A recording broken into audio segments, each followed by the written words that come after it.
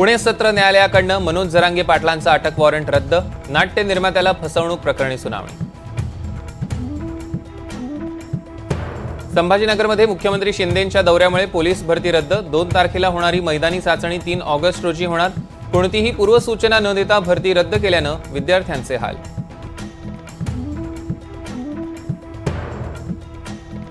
छत्रपती संभाजीनगर आणि धाराशिव नामांतराप्रकरणी याचिका सुप्रीम कोर्टानं फेटाळली, नामांतर प्रकरणी हस्तक्षेप करण्यास कोर्टाचा नकार।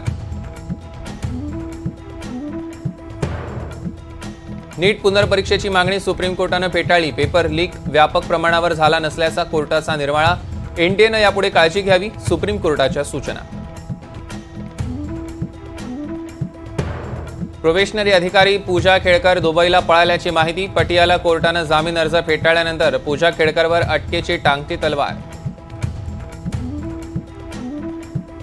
घरावर छापा टाकण्याच्या तयारीत ईडी असल्याचं राहुल गांधींचं ट्विट, 2 in 1 ला चक्रव्यूहावरचं भाषण आवडलं नसल्याचा ट्विटमध्ये उल्लेख, ईडी अधिकाऱ्यांची वाट पाहतो असल्याचा टोला।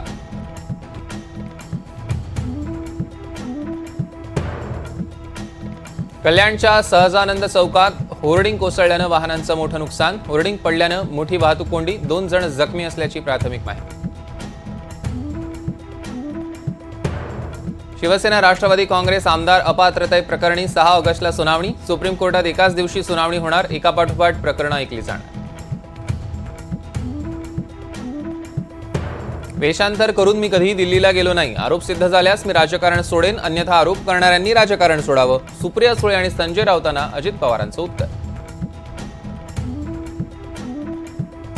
मराठा समाजाचं मागासलेपण अपवादात्मक, त्यांच्याकडेही तुच्छतेनं पाहिलं जातं, राज्य मागासवर्ग आयोगाचं मुंबई हायकोर्टात प्रतिज्ञापत्र।